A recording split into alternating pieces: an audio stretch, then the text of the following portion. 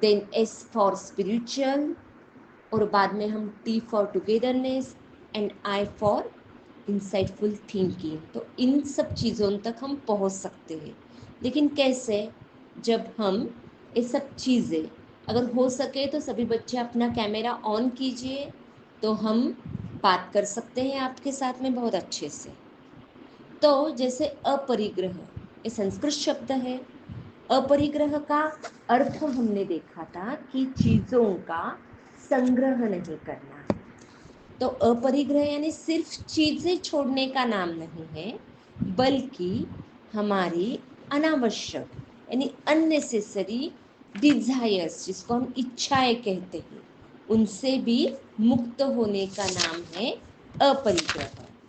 तो पिछले समय में जो हमने देखा था उसका छोटा सा हम यहाँ पे समराइज करेंगे और इसके बाद में हम आगे बढ़ेंगे। तो जिसे हम कहते हैं कि अपरिग्रह का अर्थ, भगवत गीता में भी बहुत मध्यवर्ती यह कल्पना बहुत सुंदर पद्धति से की गई है। तो संपत्ति का संचय न करना, आवश्यकता से, नेसेसरी से भी अधिक चीजों को न रखना, तो इसको क्या कहते हैं हम? अपरिग्रह। बराबर है, संग्रह नहीं करना चीजों का। तो अत्याधिक संग्रह करने की प्रवृत्ति ही, जैसे भगवत गीता में श्री कृष्ण ने अर्जुन से कहा है, अध्याय 2 श्लोक नंबर 50 में, कि अत्याधिक आसक्ति और संग्रह करने की प्रवृत्ति ही मनुष्य के दुख का कारण बनती है। तो हमें कैसे करना है? हमें केवल उतना ही प्राप्त करने का प्रयास करना चाहिए जितनी हमारी आवश्यकता है। ये हमने पिछले समय में देखा भी था। तो आज एक छोटी सी कथा से हम शुरुआत करते हैं। जैसे अपरिग्रह यानी सिर्फ हमें चीजें नहीं, आवश्यकता से जो अधिक चीजें चाहिए उनका संग्रह करना, इतना ही अर्थ अपरिग्रह का नहीं होता है। तो और क्या होता है कि अनावश्यक इच्छाएं, मीन्स जो मुझे चीज मेरे पास है तो भी मुझे और चाहिए, जो और होता है ना, वही हमारी लालच को बढ़ाता है। दैट इज अनवांटेड डिजायर्स, जो कभी खत्म ही नहीं होती है। हमें कितना भी मिले तो हम कभी भी उन चीजों में सेटिस्फाई नहीं होते हैं। तो फिर इससे भी हमें मुक्त होना है, इसको ही हमें अपरिग्रह कहते हैं। तो जो हमारे पास है, तो सच में क्या वो वास्तव में हमारी जरूरत की चीजें हैं? ये भी हमें सोचना है। क्या हमें और भी चीजों की जरूरत है? क्या जितनी चीजें हैं उसमें हम खुशी से रह सकते हैं? क्या हम अनावश्यक जो चीजें हमारे पास एक्सेस है, अनावश्यक है या ज्यादा है, वो हम क्या दूसरों के साथ बांट सकते हैं क्या? मीन्स हम क्या कर रहे हैं यहाँ पे कि हमें क्या करना है, आवश्यकता से अधिक चीजों को हमें छोड़ना है। तो इससे क्या होगा? इससे हमारे जीवन में संतुलन भी बनेगा। जैसे हमने देखा कि हमारे पास बहुत सारे खिलौने हैं, लेकिन ऐसे भी बहुत खिलौने हैं जिनसे मैं खेलती भी नहीं हूँ। तो फिर क्या करेंगे? हम तो किसी को अगर जरूरत है तो वो खिलौने दे सकते हैं, और अगर उनको और भी अच्छे से हम और किसी को दे सकते हैं। तो मेरे पास बहुत सारी चीज़ें हैं, तो मुझे क्या करना है? जो चीज़ें मेरे यूज़ में नहीं है, वह चीज़ें अगर जिसको ज़रूरत है मैं उसे दे सकता हूँ। तो बहुत सारी चीज़ें हैं हमारे डेली लाइफ में, हम देखते भी हैं कि अगर हमने एक कंपोस्ट बॉक्स भी हमारा खोला तो उसमें कितनी सारी चीज़ें रहती है कि जिन चीज़ों का हम यूज़ भी नहीं करते हैं। तो फिर वो यूज करने नहीं करते, वो अननेसेसरी चीजें हम संग्रह यानी हम क्या करते हैं, उनको हम बहुत सरा के बहुत अच्छे से रखते हैं, और मुझे लगता है मैं कल यूज करूंगी, परसों लगेगा। लेकिन ऐसे होता है कि बहुत सारी अननेसेसरी चीजें हमारे पास पड़ी ही रहती है। तो हमें जरूरत से ज्यादा चीजों को इकट्ठा नहीं करना है, और यही तो हमें आर्ट इससे सीखना है अपरिग्रह से, कि सिर्फ हमें चीजें नहीं, हमारे पास कपड़े और भी बहुत सारा जो सामान रहता है, हमारी बहुत सारी चीजें नेसेसरी अननेसेसरी, तो हमें क्या करना है, हमें इन सब चीजों पे हम डिपेंडेंट हो जाते हैं। तो हमें क्या करना है, हमें वस्तुओं का गुलाम नहीं बनना है।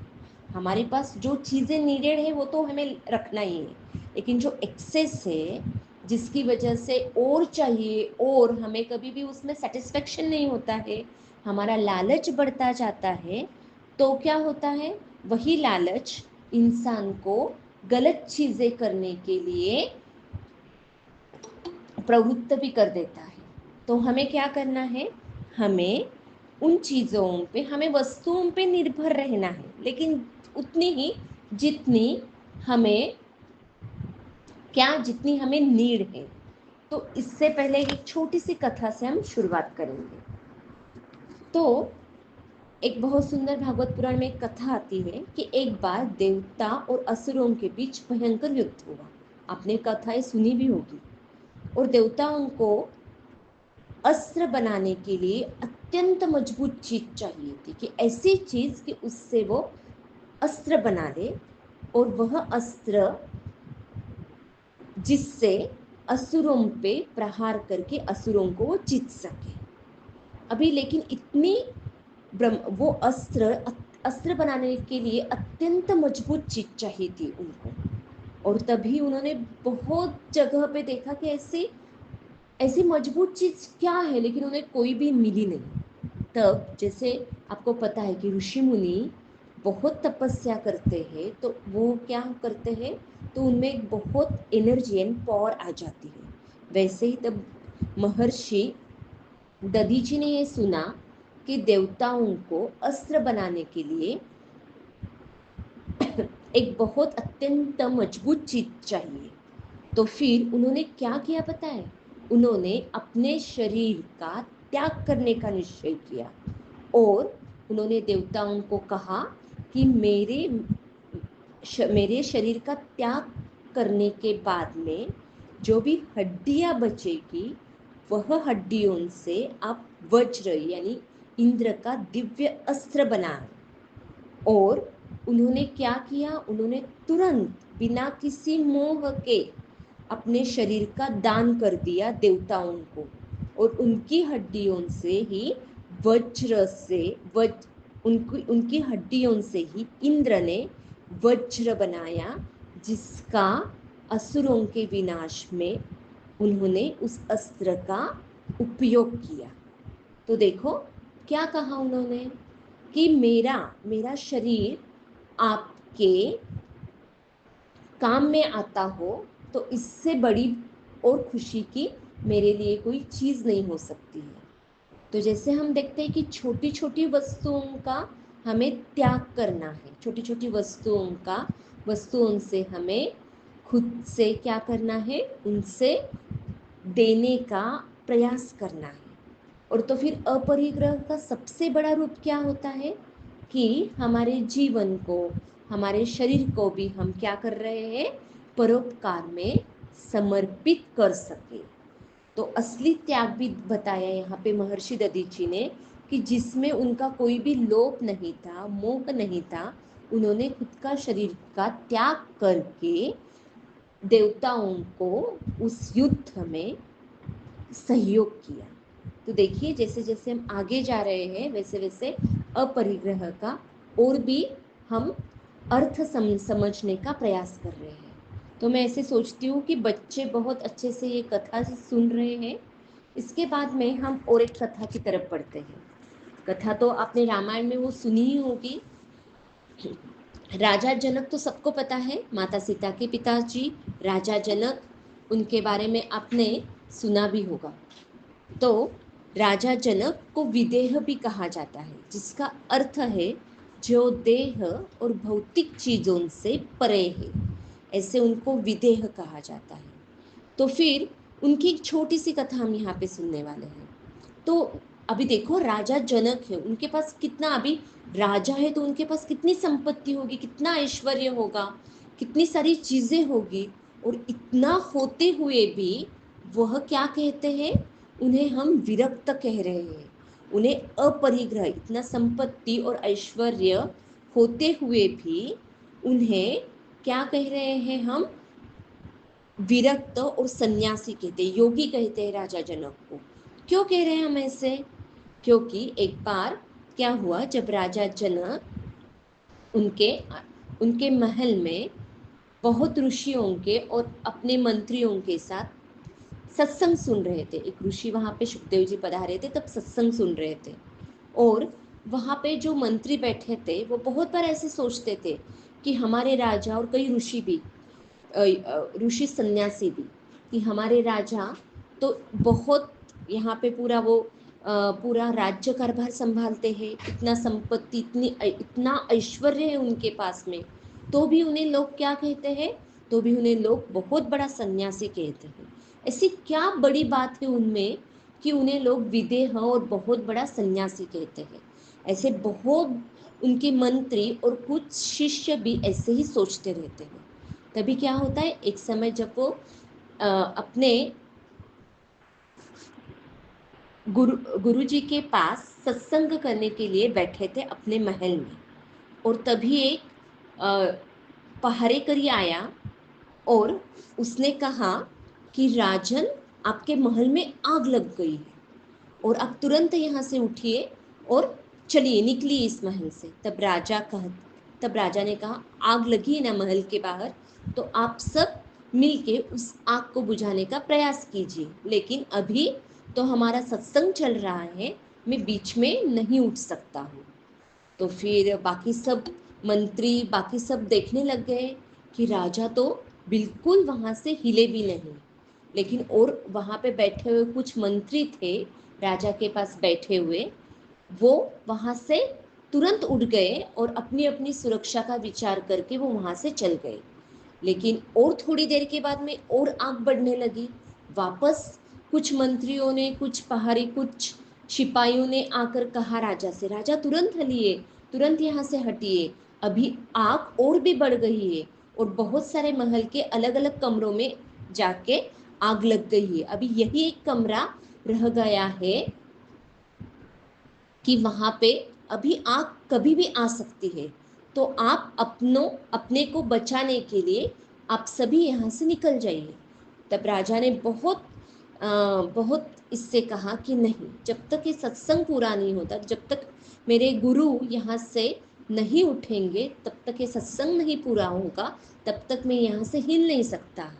ऐसे कहकर राजा पूरे स्थैर्य से, पूरे एकदम शांति से वहां पे ही बैठे रहे। और तब तक वापस थोड़ी देर के बाद में वापस और मंत्री भागते भागते आ गए वहां पे, और उन्होंने राजा से कहा, राजा अभी तो आग इस महल के द्वार पे आ गई है, आप उठिए। बाकी सब वहां से चले गए, सिर्फ राजा और उनके गुरु ही उस महल के कक्ष में बैठे थे।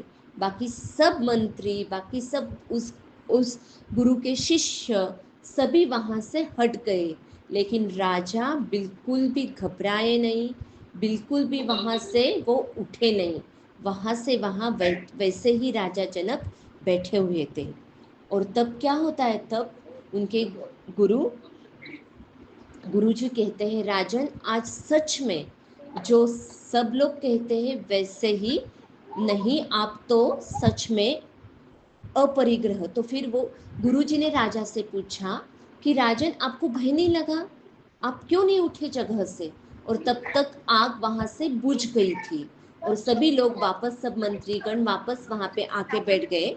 तब गुरुजी ने सबके सामने राजा जनक को पूछा कि राजन, आपको भय नहीं लगा और आपने बिल्कुल भी एक बार भी उठने का प्रयास नहीं किया, क्योंकि जब तक आग इस महल के द्वार तक आके पहुंची थी, तब भी आपने एक बार भी यहाँ से उठने का प्रयास नहीं किया।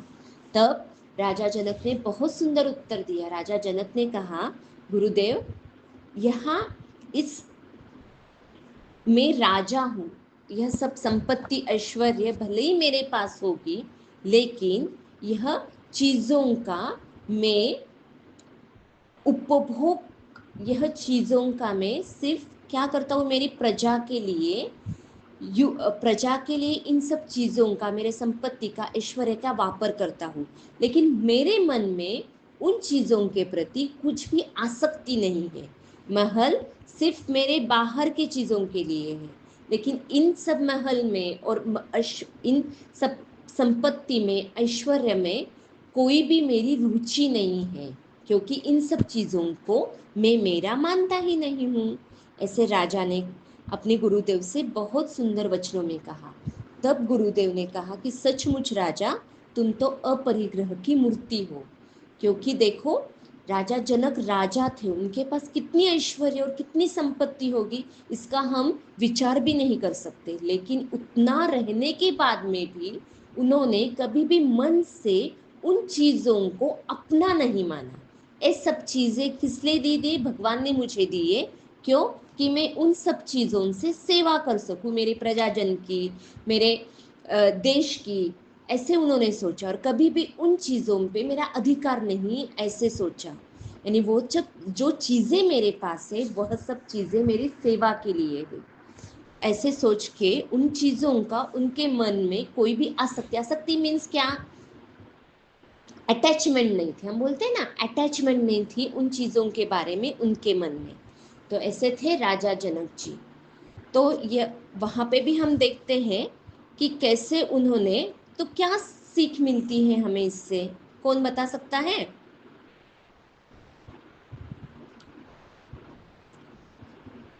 हमें क्या सीख लेना है इससे?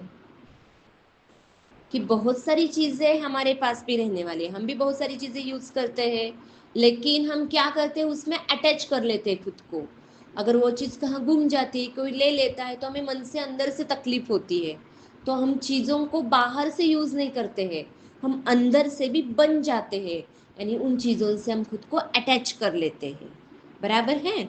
और कोई चीज़ हमारी चली जाए, कोई ख़त्म हो जाए, कोई गुम जाए, तो हमें बुरा भी लगता है ना।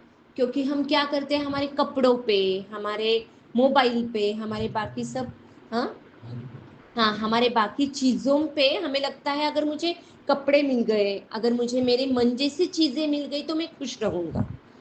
अगर नहीं मिली तो क्या होगा? नहीं मिले तो मैं परेशान होता हूँ, मैं दुखी होता हूँ। लेकिन हमें यही पता नहीं चलता है कि सिर्फ मुझे बाहर की चीज़ें मिलने के बाद में ही मुझे खुशी होती है क्या? कि मेरी खुशी मेरे अंदर है। जैसे राजा जनक के पास तो बहुत सारी चीज़ें थी, लेकिन उनकी सच में उनकी खुशी कहाँ थी? वो अंदर से पूरे संतोषी थे। वह सब जो बाहर की चीज़ें थी वह क्या करते थे? उनको सेवा के लिए वह उसका उपयोग करते थे। अंदर से मेरा महल, मेरी चीज़ें, मेरी संपत्ति, मेरा ऐश्वर्य, ऐसे उन्होंने अंदर से उन चीज़ों को पकड़ नहीं रखा था। वह, उन्हें पता था कि असली अपरिग्रह, कि हम चीज़ों को क्या, हम चीज़ों को छोड़ दे, बल्कि हम उन चीज़ों को खुद का माने ना, ऐसे इसमें है। तो कैसे करना है? जैसे जैसे हमारे मोबाइल है, गेम्स है, सोशल मीडिया है, हम यूज़ तो करते हैं, लेकिन क्या होता है, हम यूज़ करते करते उसके साथ हमारा बाइंडिंग हो जाता है, हम उसके साथ बन जाते हैं। अगर कोई, हमने कोई पोस्ट डाली, उस पर अगर हमें लाइक नहीं मिला, किसी ने कुछ कमेंट नहीं दिया, तो क्या होता है, हमें अच्छा नहीं लगता है। हमें क्या लगता है कि कोई मुझे पसंद ही नहीं करता है, यानी हम उससे, हमारे बाइंडिंग हो गया है, हमारा डिजिटल, बोलते हैं ना डिजिटल बाइंडिंग। अगर मेरे पास में बहुत सारे लाइक्स रहे, फॉलोअर्स रहे, कमेंट्स रहे, तो उसकी मुझे बहुत ज़्यादा चिंता रहती है। लेकिन ऐसे नहीं होता। तो इन सब चीज़ों का भी मैंने क्या कर लिया है, परिग्रह कर लिया है। यानी मुझ मेरे मन पे मैंने इन सब चीज़ों का बोझ बना लिया है कि मुझे डिजिटल अटेंशन चाहिए, जैसे हम ये सब चीज़ें यूज़ करते हैं। और इसकी वजह से क्या होता है, इसकी वजह से हमारी मन शांति कम हो जाती है। बराबर है ना बच्चों? हम छोटी छोटी चीज़ों में अटक जाते हैं, डिस्ट्रैक्ट हो जाते हैं। वैसे ही हमारे फैशन के बारे में, हमारे कपड़ों के बारे में, अलग अलग ट्रेंड्स जो हम यूज़ करते हैं, अलग अलग कपड़े, नए जूते, नई नई चीज़ें, एक्सेसरीज, उन्हें सब पाने का हम प्रयास करते रहते हैं। भले ही वो चीज़ें हमारी ज़रूरत की हो अथवा न हो, हम क्या करते हैं, हमें वो वॉन्ट्स, जैसे हम बोलते हैं ना, जैसे हमने देखा था कि नीड्स, हमारी नीड की चीज़ें क्या है और वांट की चीज़ें क्या है, इसका हमें क्या करना है, एक लाइन बनाना है हमारे लिए। जैसे मेरे पास बहुत सारे मेरे अलमारी में खिलौने हैं, तो भी अगर मैं नया खिलौना देखूँ तो मुझे वो चाहिए खिलौना। ये मेरी वांट हो गई क्या नीड हो गई? क्या कहेंगे बच्चों हम इसे? क्या कहेंगे? बहुत सारे खिलौने मेरे पास है तो भी मुझे एक नया खिलौना चाहिए, तो हम इसको नीड कहेंगे क्या वांट कहेंगे? ये मेरी जरूरत की चीज है, वांट, बहुत अच्छा। तो मुझे वो चाहिए चाहिए चाहिए। अगर फिर मुझे नहीं मिले तो मुझे दुख होता है। अगर नहीं मिले किसी के पास वो मुझे जो चाहिए वो चीज होती है तो क्या होता है, मेरे मन में उसके प्रति लालच भी आता है, ग्रीडी भी मुझे लगता है। तो कभी कभी क्या होता है, चाहिए चाहिए चाहिए इसमें मैं कुछ तो गलत भी काम कर सकता हूँ। समझ में आ रहा है? तो हम उसकी वजह से क्या करते हैं, कुछ गलत भी कर लेते हैं। किसी की चीज भी हम चुराने में फिर हम वो चुराने का भी प्रयास कर लेते हैं। क्यों? क्योंकि मुझे चाहिए, मुझे पता ही नहीं मेरी नीड और वांट क्या है। और हम तो यहाँ पे अपरिग्रह की बात कर रहे हैं कि मुझे जितना चाहिए, मेरी जो आवश्यक चीजें हैं उतना ही मुझे संग्रह करना है, उससे ज्यादा नहीं। बराबर है?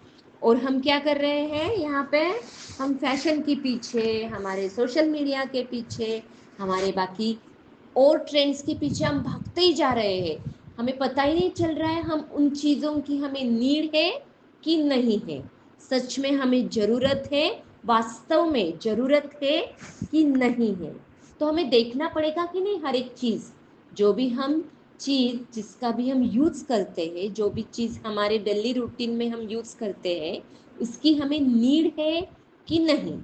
वो नीड है तो इट शुड बी मस्ट, तो वो हमें चाहिए।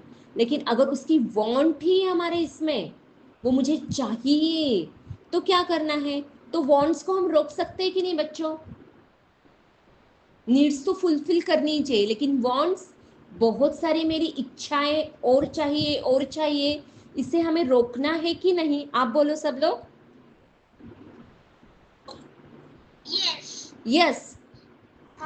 हाँ, तो फिर बहुत चीजें चाहिए चाहिए चाहिए में क्या होता है हमारा, क्या होता है बोलो? एक तो उससे हमारा लालच भी बढ़ता जाता है, हमें पता भी नहीं चलता कि छोटी छोटी चीजों में हम एंजॉय कर सकते हैं, भूल भी जाते हैं।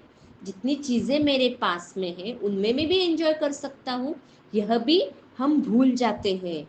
बहुत ज्यादा हम जब संग्रह करते हैं, वापस वापस वही वही चीजें मुझे और चाहिए और चाहिए, तो क्या होता है, हम हमारा पूरा, हमारी व्यर्थ इच्छाओं पे हमारा पूरा पूरा क्या करते हैं, हम उस पे ही कॉन्सेंट्रेट करते हैं। सुनो बच्चों, अगर, तो क्या होता है, वही अननेसेसरी डिजायर्स के पीछे हम दौड़ते हैं, और जो चीजें हमें करनी चाहिए वो हम कर ही नहीं पाते। ऐसे होता है कि आपके साथ में, जैसे दिन भर के रूटीन में आपको जो चीजें अननेसेसरी है, जैसे मुझे होमवर्क करना है, उतना उतना समय मुझे होमवर्क के लिए देना है, लेकिन क्या होता है, होमवर्क को छोड़ के जो मुझे चाहिए, जैसे मुझे मोबाइल के गेम्स चाहिए, मुझे वो चाहिए, मुझे ए चाहिए, तो इन सब चीज़ों के पीछे मेरा बहुत सारा समय चला जाता है, और जो चीज़ें मेरी ज़रूरी है वो मेरे पीछे रह जाती है, उनको मैं प्रॉपर समय ही नहीं दे पाती हूँ।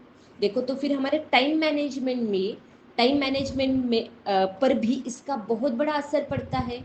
बराबर है?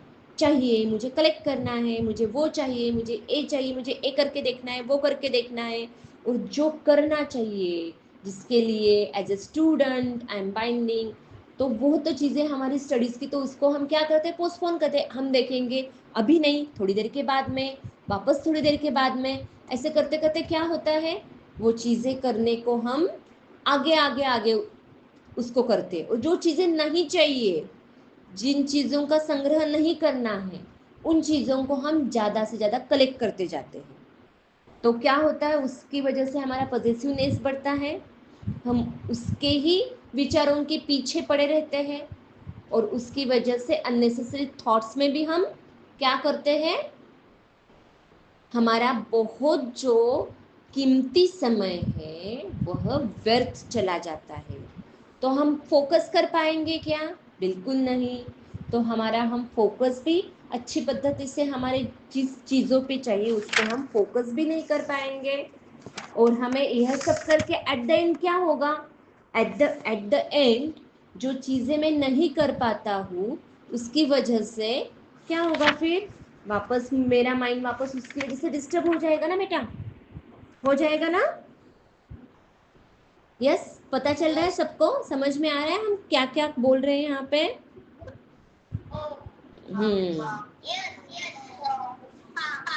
हाँ, तो हम, हाँ, तो छोटी छोटी चीजों पे हमें कैसे, चीजों से कैसे खुश रखना है, यह भी हमें सीखना आना चाहिए। बराबर है?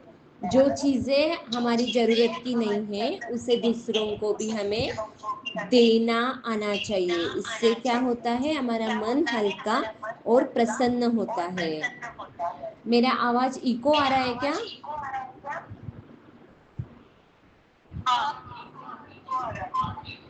एक सेकंड ना।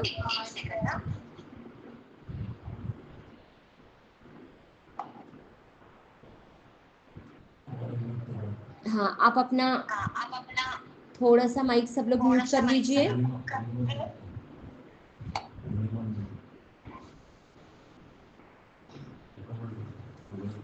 हाँ, यस, ठीक है। अभी वापस इको आ रहा है? नहीं ना? चलो, अभी एक हम गौतम बुद्ध की एक छोटी सी कथा देखने वाले हैं। जैसे गौतम बुद्ध ने भी हमेशा कहते हैं, गौतम बुद्ध भी, कि हमें हम चीजें हमें नहीं बांधती हैं, हम चीजों को हमारे मन में बांध लेते हैं। लेकिन हमें कैसे पता चले कि कौन सी चीज आवश्यक है और कौन सी चीज अनावश्यक है हमारे लिए? इसके बाद में हम गेम भी खेलने वाले हैं उसके हिसाब से ही। तो यहाँ पे अगर आज प्रथमेश और आदिति कोई नहीं ज्वाइन किया है क्या? थोड़ा स्क्रीन शेयर करना था। ठीक है। तो एक बार एक युवा सन्यासी भिक्षु गौतम बुद्ध के पास आते हैं और कहते हैं कि गुरुदेव, मैंने तो सन्यास ले लिया है, लेकिन अभी भी मेरे मन को शांति नहीं मिली है। मैं ध्यान भी करता हूँ, लेकिन बहुत सारे विचार आते ही रहते हैं, मैं क्या करूँ? तो फिर बुद्ध मुस्कुराए और बोले, क्या तुम मेरे साथ एक यात्रा पे चल सकते हो? तो सन्यासी ने खुशी खुशी कर कर हाँ कह दिया। यात्रा की शुरुआत हो गई और फिर बुद्ध और वह सन्यासी जंगल में यात्रा करने लगे। बुद्ध के पास एकदम एक छोटा सा कटोरा था, लेकिन सन्यासी के पास उस एक भरी हुई थैली थी जिसमें कुछ कपड़े, कुछ किताबें और कुछ खाने की चीजें थी। जैसे जैसे वो आगे बढ़ते गए, रास्ते में सूरज चढ़ता गया, गर्मी बढ़ती गई। सन्यासी को वह अपनी थैली और भी भारी उठाने में उसको परेशानी होने लगी।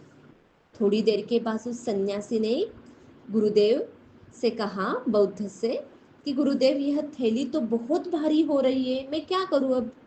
तो बुद्ध बोले, अगर इस थैली में से जिन चीजों की आपको जरूरत नहीं है वो चीजें आप यहीं पे छोड़ दीजिए और आगे चलिए। ठीक है? तो फिर सन्यासी ने क्या किया, थोड़ा सा उस थैली में से थोड़ा सा सामान निकाल कर वहां पे रख दिया और वह आगे चल गए। यात्रा वैसे ही आगे चल रही थी उनकी। वापस कुछ घंटे के बाद में वापस वो सन्यासी परेशान हो गया। उसने कहा कि गुरुदेव, अभी भी मुझे ये थैली बहुत हेवी लग रही है, अभी मैं क्या करूं? तो फिर बुद्ध ने वापस कहा, तो फिर आप इस थैली को पूरी तरह से यहाँ पे ही छोड़ दीजिए। तो फिर सन्यासी ने कहा कि इस थैली में तो मेरी प्रिय किताबें हैं, मेरे अच्छे अच्छे कपड़े हैं, तो फिर मैं यहाँ सब कैसे छोड़ सकता हूँ? तो फिर बुद्ध मुस्कुराए और बोले, ठीक वैसे ही जैसे तुम इस थैली को छोड़ने से यहाँ पे डर रहे हो, वैसे ही हम हमारे इच्छाओं को, चिंताओं को, विचारों को छोड़ने से डरते हैं। यही कारण है कि हमारी इच्छाएं, विचार, उनकी वजह से हमें शांति नहीं मिलती है। तो फिर सन्यासी को समझ में आ गया कि एक छोटी सी थैली भी मुझे छोड़ने के लिए इतनी तकलीफ दे रही है, और उसकी वजह से मेरे मन पर क्या होता है, बोझ आता है कि थैली मुझको संभालना है, इसका बोझ आ रहा है, इसका वेट हो रहा है, मैं कैसे जाऊँ, कैसे इस थैली को लेके जाऊँ? ऐसे मेरे मन पे उस थैली की वजह से भी बोझ आ रहा है, यानी मुझे वेट फीलिंग हो रहा है। और वैसे ही हमारे इसमें हम भी वैसे ही करते हैं। जो चीज़ें अनवांटेड है, बहुत सारी चीज़ें जो जो हम यूज़ भी नहीं करते, हमारे कपबोर्ड अगर हम खोल के देखें तो बहुत सारी चीज़ें ऐसी होती है जो हम यूज़ भी नहीं करते, अनवांटेड थिंग्स, वो उसका क्या करते हैं हम, उसका फालतू चीज़ों को, इच्छाओं को हम क्या करते हैं, ऐसे ही कैरी ऑन करते रहते हैं। तो हमें सोचना है क्या इज इट नीडेड, यह सच में मेरे लिए ज़रूरी है क्या। कि जैसे उस सन्यासी ने वो थैली वहाँ पे छोड़ दी और वो बहुत अच्छे से आगे बढ़ने लगा, वैसे कभी कभी हम भी ऐसे कर सकते हैं क्या, जो अनवांटेड थिंग्स है, अनवांटेड थॉट्स है, हमारी अनवांटेड डिजायर से कभी कभी हम छोड़ सकते हैं क्या। तो वह जब हम छोड़ेंगे तो हमें क्या होगा, हल्का, हमें भी पीसफुल फीलिंग होगा और हमें भी बहुत अच्छा लगेगा। तो सिर्फ चीजें छोड़ना अपरिग्रह नहीं है, तो हमें क्या क्या, हमें गुस्सा भी कभी कभी छोड़ना चाहिए, ईर्ष्या, हमारी पुरानी चीजें, बेकार की इच्छाएं भी हमें छोड़ना है, इनको भी हमें अपरिग्रह करना है। परिग्रह यानी इनका हम क्या करते हैं, संग्रह, लेकिन अपरिग्रह करना है। तो हमें क्या क्या करना है, यह हम इस कहानी से हमने देखा है। तो अभी हम छोटा सा एक ब्रेक, सबसे पहले हमें क्या करना है, सब बच्चे बहुत अच्छे से बैठो, आप सब लोग।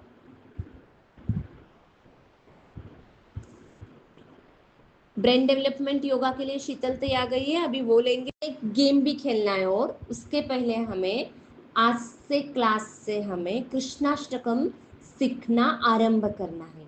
एवरी क्लास 1 श्लोका इन कृष्णाष्टकम, सिर्फ 8 श्लोक है, बहुत सुंदर है वो श्लोक। वह श्लोक हमें आज अगर एक श्लोक सिखाया गया है तो उसका तुरंत श्लोक वह ग्रुप में भी डाला जाएगा और आपको क्या करना है, उसको लर्न करके आना है। क्या करना है, कल उसको लर्न करके आना है। तो शुरू करना है हमें कृष्णाष्टकम से। हाँ, यस यस, सबको स्क्रीन दिख रही है, बहुत अच्छा। अरे तो चुकी हाँ हाँ, चलो तो हम शुरुआत करेंगे। सब लोगों को जो जो हो सके कैसे सीखना है, आपको एक टेक्निक भी बोलती हूँ। एक लाइन बोलने के बाद में आपको वही लाइन 2 बार वापस बोलना है। आप आपके माइक ऑन कर सकते हो, लेकिन सुनते वक्त आपको कुछ भी बोलना नहीं है। तो हमें सबको मिल के एक आज कृष्णाष्टकम का हमें श्लोक सीखना है। तो चलो हम शुरुआत करते हैं। भजे व्रजैकमण्डनम्, बोलो पीछे।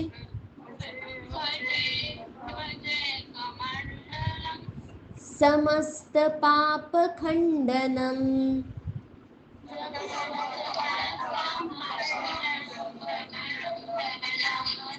स्वभक्त चित्तरंजनम,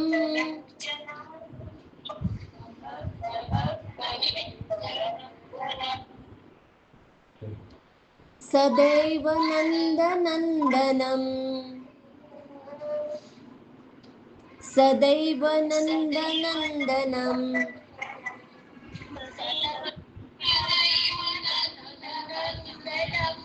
अभी सब लोग रुकना है, अभी वो पूरी लाइन हमें साथ में बोलना है। भजे व्रजैकमण्डनम्, समस्त पाप खंडनम्, स्वभक्त चित्तरंजनम, सदैव नंदनंदनम। यस, बहुत अच्छा बोल रहे हैं आप सब लोग। आगे की लाइन, सुपिच्छ गुच्छमस्तकम, बोलिए सब लोग पीछे। सुपिच्छ गुच्छमस्तकम, सुनाद वेणुहस्तकम, अनंगदंग सागरम। बोल रहे पीछे। नमामि कृष्ण नागरम,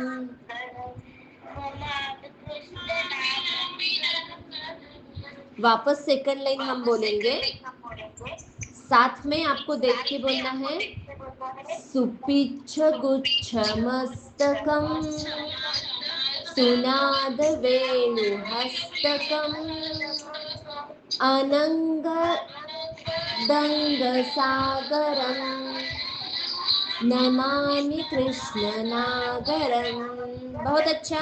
अभी वह श्लोका मैं पूरा बोलूंगी, बाद में आपको सबको साथ में बोलना है। पूरा आपको तब तक अच्छे से सुनना है।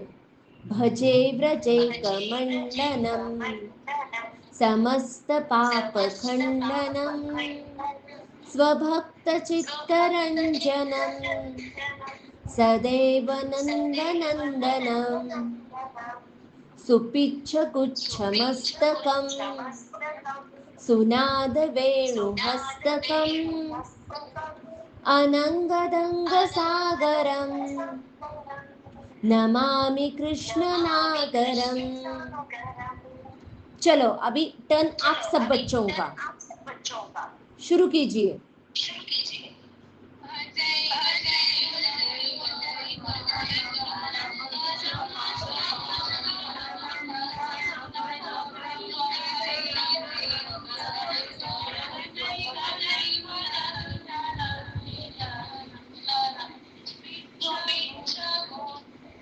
बराबर। सुपिच्छ गुच्छ मस्तकम सुन।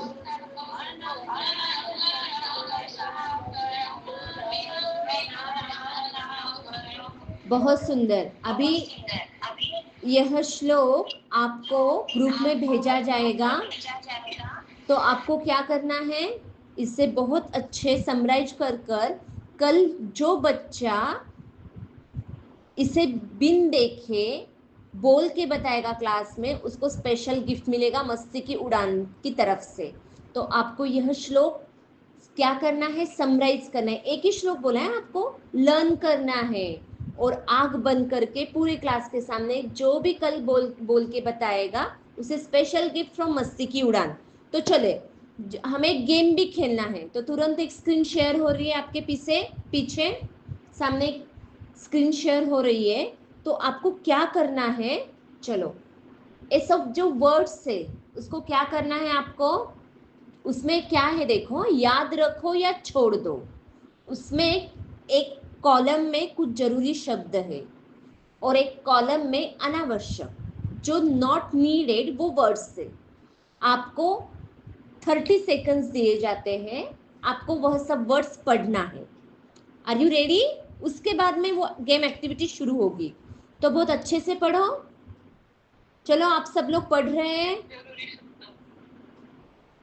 पढ़ो पढ़ो, दोनों भी आपको पढ़ना है।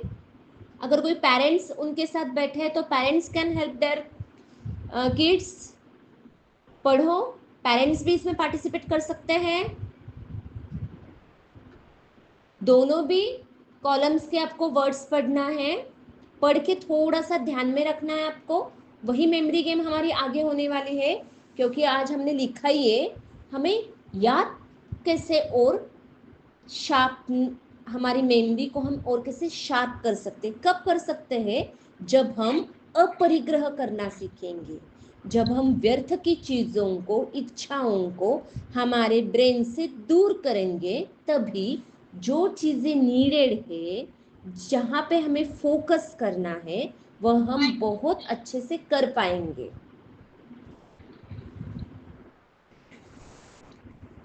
चलो आपको ध्यान में आ रहा है हम क्या कर रहे हैं? चलो अभी screen share only after 15 seconds, screen share will be stopped.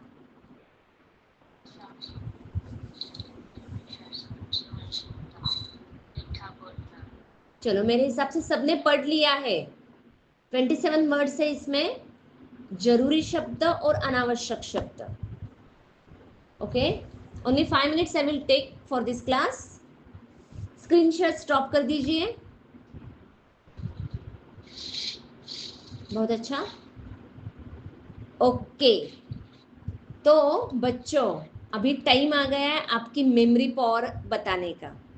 तो आपने जो भी शब्द अभी यहाँ पे पढ़े हैं, उसमें से कितने शब्द आपको जरूरी शब्द में से याद रहे, बोलिए।